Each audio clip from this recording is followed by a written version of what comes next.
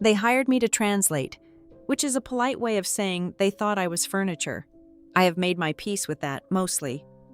It is the strange, invisible power of my profession. I sit at the most important tables in the world, beside presidents of companies and heads of families worth more than small countries, and not one of them ever truly sees me.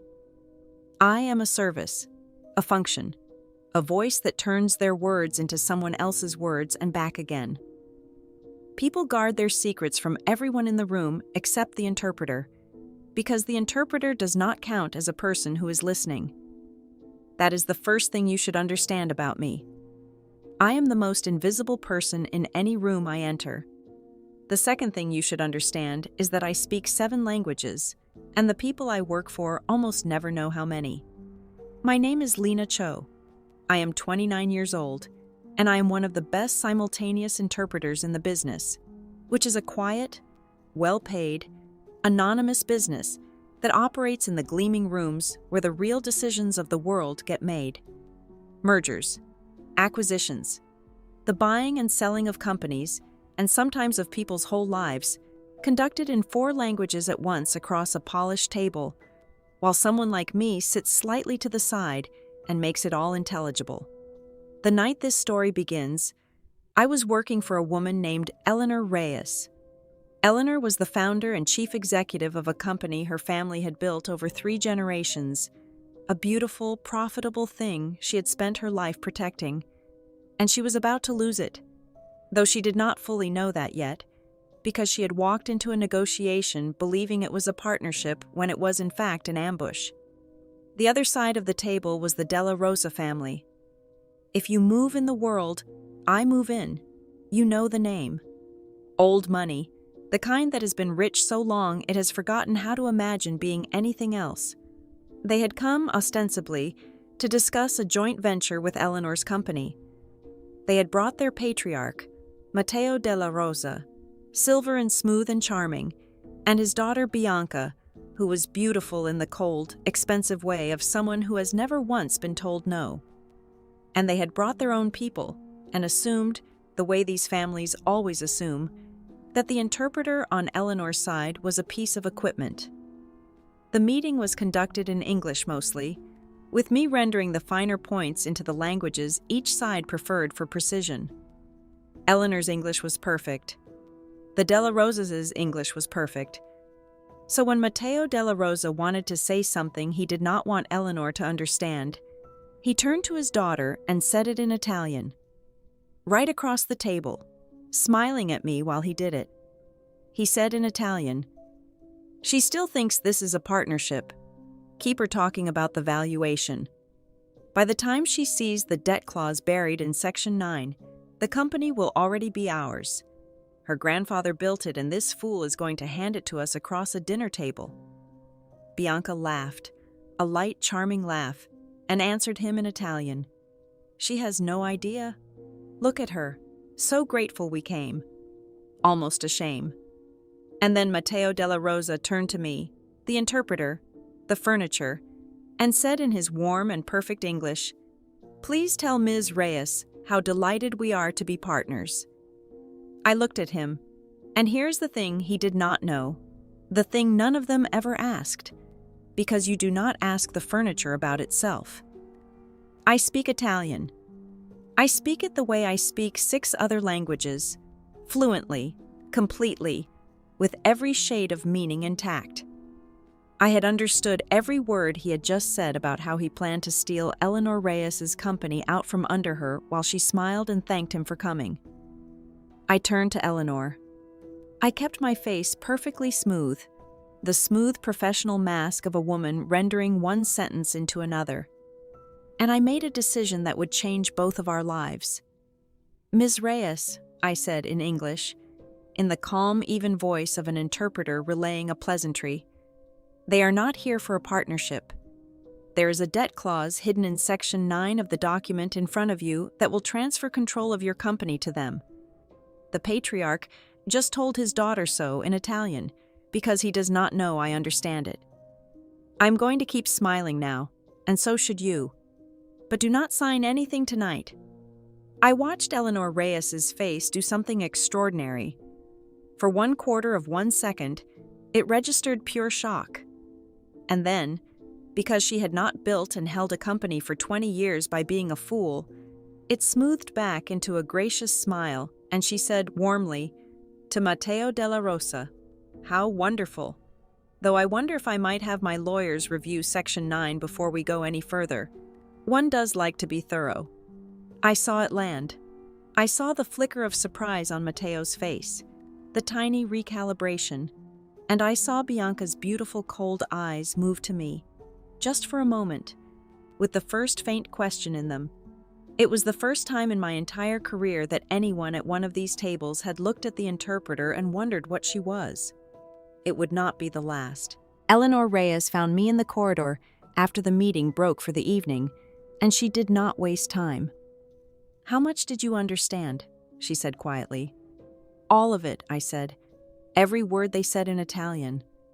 And the 2 sentences the daughter said in French to their lawyer when you stepped out to take a call, which were also about you, and also not kind." Eleanor Reyes looked at me for a long moment. She was a striking woman in her 50s, sharp and elegant, with the kind of face that had clearly spent 20 years being underestimated and using it. She understood, faster than most people would have, exactly what had just happened to her, and exactly what I represented. "They think you're staff," she said slowly. "They think I'm furniture," I said. "Everyone always does.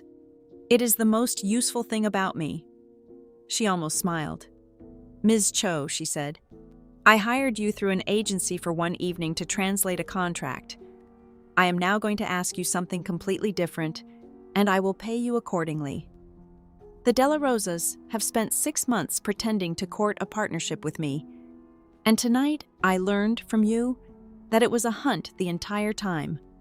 I am out of my depth, because they lie in 4 languages and I only have the one." She paused. "But you have all of them. I want to hire you, not as an interpreter, as my ears." I should have said no. There is a reason interpreters are invisible, and it is not only that clients do not see us. It is that we are bound, professionally, ethically, to be neutral, to render, not to participate, to hear everything and use none of it. I had spent 10 years being the most trustworthy silence in every room, precisely because I never, ever did what I had just done for Eleanor Reyes. But I had also spent 10 years watching people like the Della Rosas treat people like me as objects, and treat people like Eleanor, women who built things, as prey to be smiled at and devoured. And I had heard Matteo Della Rosa call her a fool who would hand over her grandfather's life's work across a dinner table. So I did not say no. I said, "Tell me everything you know about them, and then I'll tell you everything they don't know I can hear." Over the next hour, Eleanor laid it out. The Della Rosas were not merely trying to take her company. They needed to. Their old fortune, it turned out, was not what it appeared. Behind the silver charm and the centuries of money, the family was overextended, leveraged, quietly bleeding, and they had identified Eleanor's profitable, healthy company as the asset that would save them. The debt clause in Section 9 was the trap. If she signed, she would not be gaining a partner. She would be handing them a healthy company to drain to cover their own rot. And they were so confident, so certain she was a fool and her interpreter was furniture, that they had been discussing all of it openly, in front of me, in the languages they assumed protected them. Which meant that for the first time, the family that lied in 4 languages was about to be heard in all of them. By the furniture. The Della Rosas invited us to dinner 3 nights later at Matteo's home to continue the conversation in a warmer setting. It was, of course, another stage of the hunt. A warmer setting meant wine and relaxation, and the hope that Eleanor would loosen and sign. What it actually meant was that they would talk more freely, in more languages, in front of more furniture. I dressed the part, the interpreter's part. Neutral, forgettable, a woman whose entire job was to not be noticed. I sat slightly behind and to the side of Eleanor, the correct invisible position, and I watched the most expensive house I had ever been inside fill up with people who did not see me. And I listened. Over the first course, Matteo Della Rosa spoke to his lawyer in rapid Italian, assuming the cover of the language, and laid out the timeline. They wanted Eleanor's signature within 2 weeks.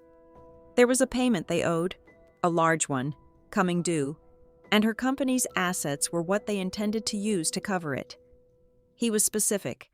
He named the creditor. He named the sum. He named the date. I rendered the polite English dinner conversation in my calm interpreter's voice, and underneath it, in the small notebook every interpreter carries, in a personal shorthand no one ever reads, I wrote down every word he thought was hidden.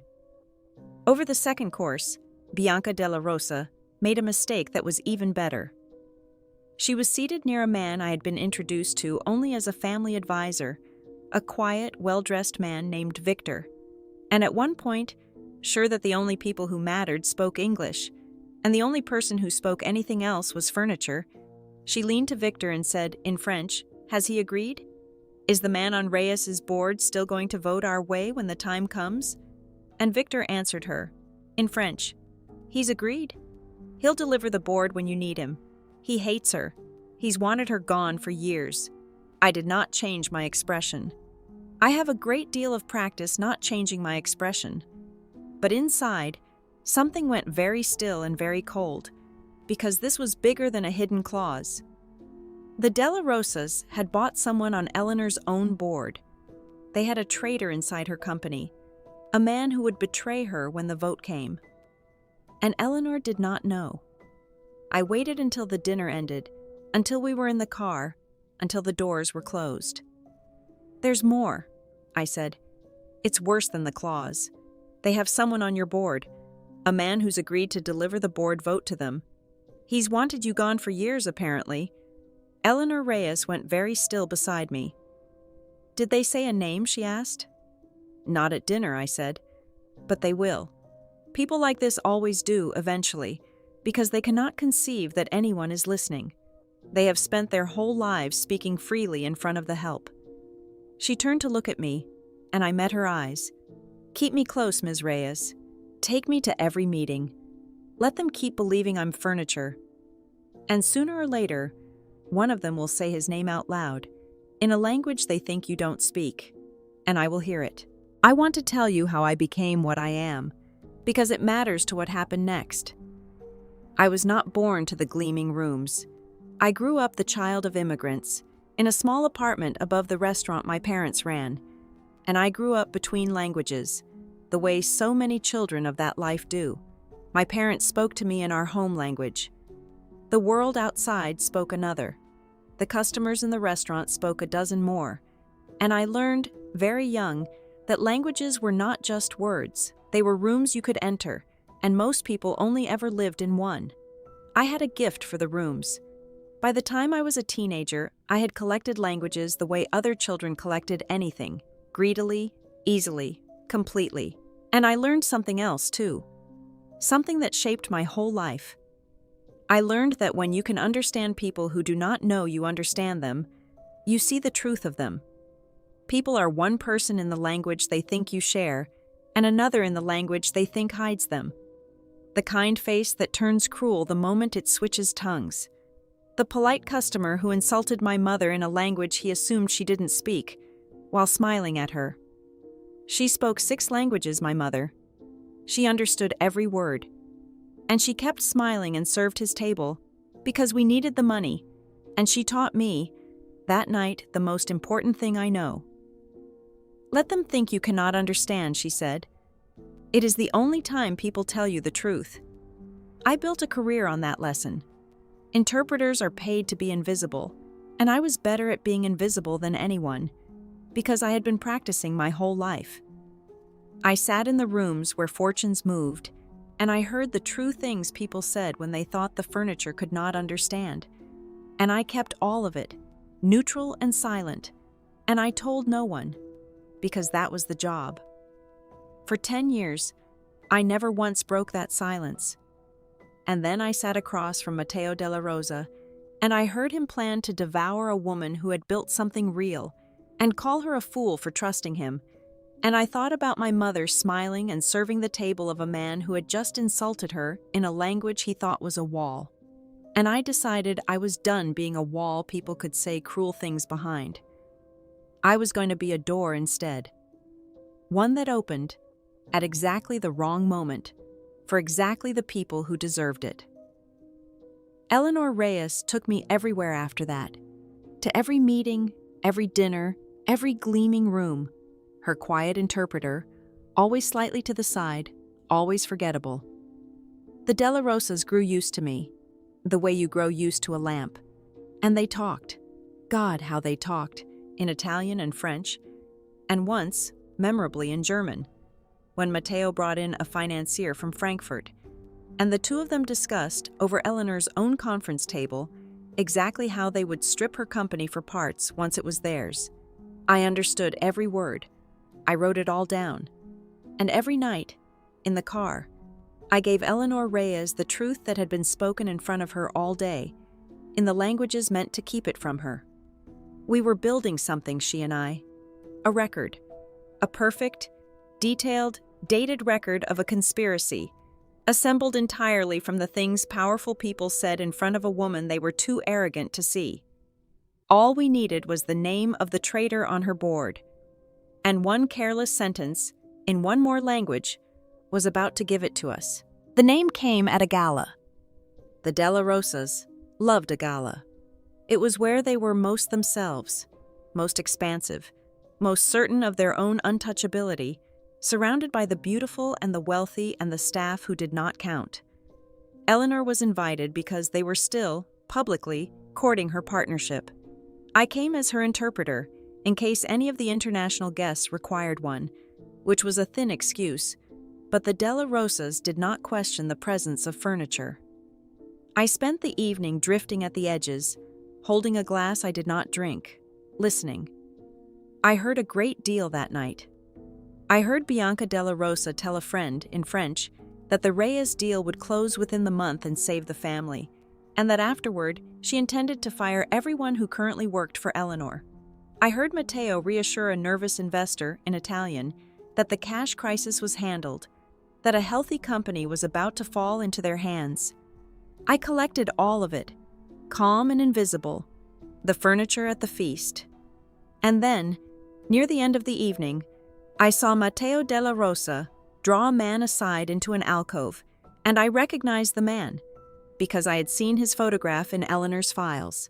He was on her board, a senior member of it, a man she had trusted for years. I drifted closer, a woman looking for a quiet corner, invisible. And I heard Matteo Della Rosa put his hand on the man's shoulder and say, warmly, in Italian, believing himself wrapped in the language like a cloak, "You've done well, my friend. When the vote comes, you deliver the board, and your reward is everything we discussed. The seat, the shares. You'll never have to answer to that woman again." To Eleanor Reyes's loyal board member, the betrayal already complete. And the man, who did not speak Italian, smiled and nodded the way people do when a powerful man speaks warmly at them in a language they don't understand, trusting the tone. But I understood the words. I had the name. I had the betrayal, spoken aloud, in Matteo's own voice, in the language he used as a wall. The traitor on Eleanor's board, the secret vote, the reward, all of it, confirmed from the mouth of the man running the entire scheme. I kept my face smooth. I drifted away. I found Eleanor near the windows, and I stood beside her as if relaying some small pleasantry, and I told her the name of the man on her board who had sold her, and I watched 20 years of being underestimated turn into something hard and bright and dangerous in her eyes. "I know him," she said softly. "I trusted him. He came to my mother's funeral. I'm sorry," I said, and I meant it. "Don't be," Eleanor Reyes said. Her voice had gone very calm. "You've just handed me my company back." She turned from the window. "They've spent 6 months talking in front of you because they couldn't imagine you mattered." She looked at me. Let's make them understand exactly how much you matter. But not here. In a room where it counts. With everything we've gathered. In every language they thought was a wall. We needed one more thing, and I knew it. And so did Eleanor. My memory of what was said, my notebook full of shorthand, the truth I had heard in 4 languages was real. But it was mine. It lived in my head and my notes.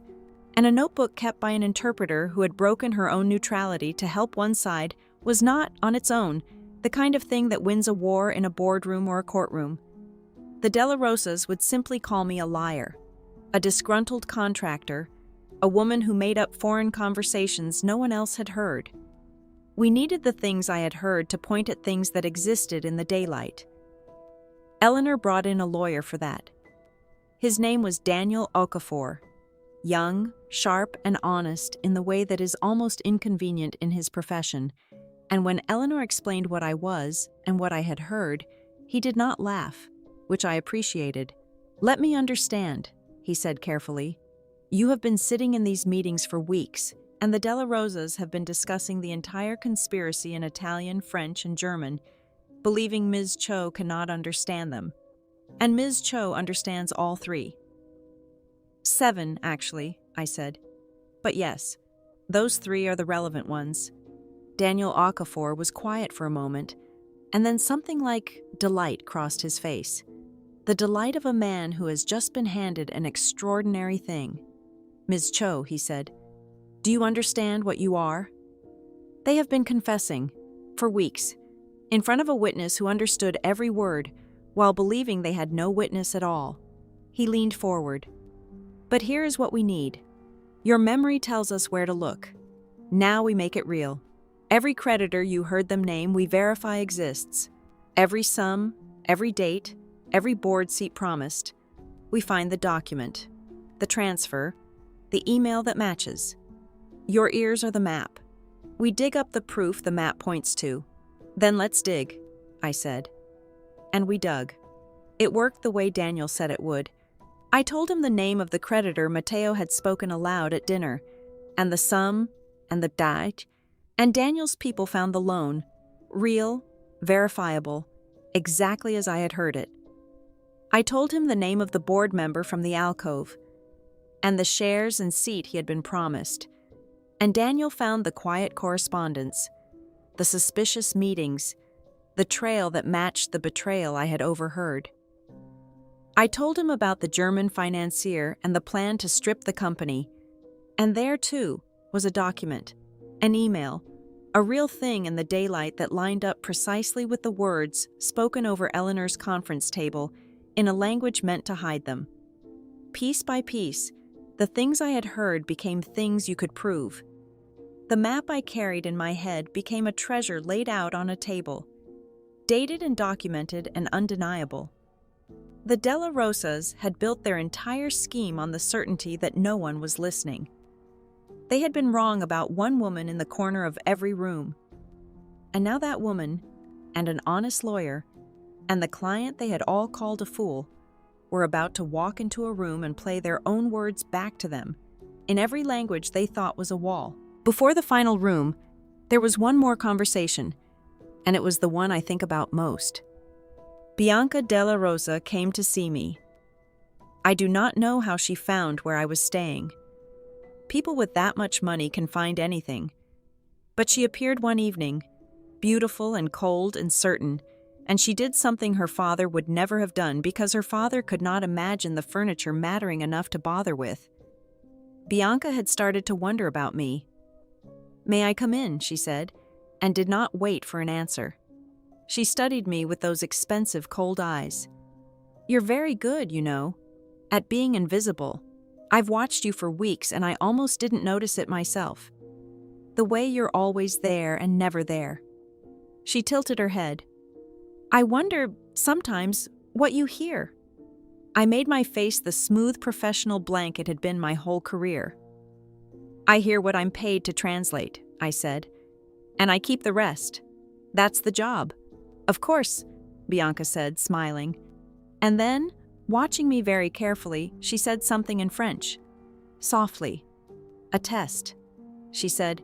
I think this little translator understands more than she pretends. I think she's been carrying tales to the Reyes woman. I think she's not furniture at all. She was watching my face as she said it, hunting for the flicker, the comprehension, the proof. And here is where 10 years of being invisible became the most useful skill I have ever owned. Because I had spent a decade training my face to show nothing while my mind understood everything. My mother's lesson, refined into a profession. Let them think you cannot understand. I looked at Bianca Della Rosa with mild, blank, polite incomprehension. The faint, apologetic smile of a woman who has just been spoken to in a language she does not know. I let a small, puzzled silence sit there, exactly as long as it would sit for someone who truly had not understood. Then I said, in English, politely, "I'm sorry. I only caught a little of that. Was it French? My French is only passable, I'm afraid. Did you need me to call someone?" I watched the doubt work behind her eyes. I had just told her, in effect, that I did not really speak French, the language I had in fact understood perfectly. It was a lie. The first real lie I had told in this whole affair, and I told it flawlessly, because invisibility had taught me how. Bianca studied me for a long, long moment. And then, slowly the suspicion in her face eased, replaced by something almost like embarrassment. The faint embarrassment of a woman who has been paranoid about a piece of furniture. "No," she said. "No. Never mind. I'm sorry to have bothered you." She left, and I closed the door, and I let out a breath I had been holding for 10 years. She had come to find out if I was a threat, and my whole life, every invisible hour, every cruel thing said in front of me that I had swallowed in silence, had trained me for exactly that moment, the moment I needed to convince a predator that I was furniture after all. 3 days later, we walked into the room where it counted. And there, I stopped pretending. The final meeting was meant to be the closing. The Della Rosas believed it was the day Eleanor would sign. They had assembled everyone, Matteo and Bianca, their lawyers, and seated quietly among Eleanor's own people. The board member who had sold her, the man from the alcove, certain his betrayal was still a secret. They had even, at Eleanor's gracious suggestion, made it a larger gathering than usual. Witnesses, though they did not know that was what they were. Eleanor had invited several other members of her board, the honest ones, and Daniel Okafor was there, introduced blandly as legal counsel. And I was there, in my usual place, slightly to the side. Furniture. Matteo Della Rosa opened with warmth, in English, about the wonderful partnership they were about to formalize. He gestured, expansively, for the documents, and then, sure as ever of his cloak, he turned to his daughter and said in Italian, smiling at the room, "Once she signs Section 9, it's done." Smile at her. The fool is finally giving us everything. And I stood up. Interpreters do not stand up. We do not speak unless spoken to. We are the furniture. So when I rose, slightly from my place at the side of the room, the small motion drew every eye, the way a lamp standing up on its own would. Mr. Della Rosa just said, I announced to the entire room, in clear, carrying English, and I quote him exactly, "Once she signs Section 9, it's done. Smile at her. The fool is finally giving us everything." He said it in Italian, just now, because he does not know I speak it. The silence was total. Matteo Della Rosa's face went the color of ash. I did not stop. I had 10 years of swallowed words behind me, and I let them all out, in order, calm and precise. I told the room what Matteo had said at the first meeting, in Italian, about the debt clause in Section 9 that would transfer control of Eleanor's company. I told them what he had said at dinner, in Italian, naming the creditor and the sum and the date the family owed money they intended to cover with Eleanor's assets. I told them what the German financier had discussed over this very table, in German, about stripping the company for parts. And then I turned to the board member from the alcove, the man who had sold Eleanor, and I watched him understand, a half second before I said it, exactly what was coming. And I told the room what Matteo Della Rosa had said to this man, in Italian, in an alcove at a gala, with his hand on the man's shoulder. When the vote comes, you deliver the board, and your reward is the seat, the shares. You'll never have to answer to that woman again. I looked at the traitor. You smiled and nodded because you didn't understand the language, but I did. The man stood up, said something, sat down, stood again. There was nothing for him to do. The honest board members Eleanor had invited were staring at him. Bianca Della Rosa found her voice first, sharp and furious, and she made her last mistake. She turned to me and snapped, in French, to her father. She speaks French too. The day I tested her, she lied. She understood everything. You're right, I said, in French, turning to her. I did. And then, in English, for the room. She just told her father, in French, that I lied when she tested me, and that I understood everything. She's correct. I did, and I do. She switched to her own warm, accented English. Would you like me to continue in French? I'm quite comfortable in it. And that was the moment the Della Rosas understood, fully, all of them, that the furniture had ears, and had had ears the entire time, in every language they had ever used as a wall. Then Daniel Okafor opened his folder, and the proof I had mapped became proof you could hold, and the meeting that was meant to end with Eleanor's signature ended a very different way. It came apart for the Della Rosas the way these things do once the listening starts. Everything I had heard, Daniel had made real. The loans were real, and now the people Eleanor warned could see them. The board member's betrayal, mapped from a sentence in an alcove, was documented now. The correspondence, the promised shares, all of it, and he was gone from her board before the week was out. His vote worth nothing. His reward evaporated. The Della Rosas' scheme to drain a healthy company to cover their own rot was laid out in daylight, for the creditors and the regulators and the other families who would now never trust them again. They did not get Eleanor's company. They lost, instead, the one thing their kind cannot survive losing, which is the assumption of their own untouchability. Their fortune had been rotting quietly for years. Without Eleanor's company to save it, the rot simply continued in public now, where everyone could watch. What happened to them after that is a matter of record, handled by the proper people in the proper rooms. It did not require me. Eleanor kept her company, her grandfather's company, the thing she had spent her life protecting, and very nearly lost across a dinner table to a charming man who called her a fool in a language he thought was a wall. She offered me a job after. A real one. A permanent one. At a salary that would have ended my freelance life forever. Eleanor Reyes' personal advisor, her ears, the woman who heard what others couldn't. I thought about it longer than you might expect, but I said no in the end, and she understood why before I finished explaining, because she was that kind of woman. I didn't want to belong to one room, I told her. The whole point of me is that I move between them. I'm only powerful because I'm invisible, and I'm only invisible because I'm not anyone's. The moment I'm known as the woman who hears everything, I stop being able to hear anything.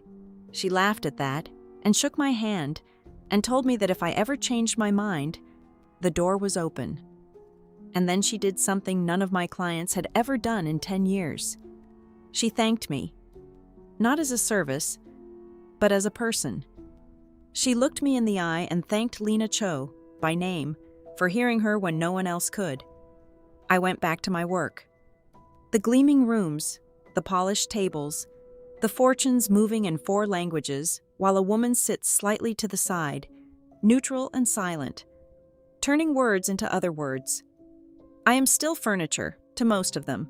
I have made my peace with that, more than ever now, because I understand at last that it was never a weakness. The people in those rooms spend their whole lives being seen, performing, guarding themselves against all the other people being seen. And in every room, there is one person they do not perform for, because they do not think she counts. she counts. I want to tell you something. If you are someone the powerful tend to look past, the quiet one, the help, the translator, the assistant, the person whose name they never quite learn. They will say things in front of you that they would never say in front of someone they considered real. They always have. They think it is a sign of how little you matter. It is the opposite.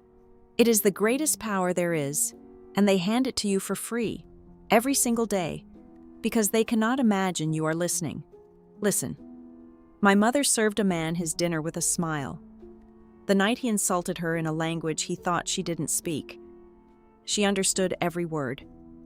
She taught me to let them think I couldn't, because it is the only time people tell you the truth. It took me 20 years to understand she wasn't teaching me to swallow it. She was teaching me to wait. Thank you for listening to this story. If it stayed with you, tell me in the comments. Have you ever understood something you weren't supposed to? Subscribe if you'd like to hear the next one. I'll see you there.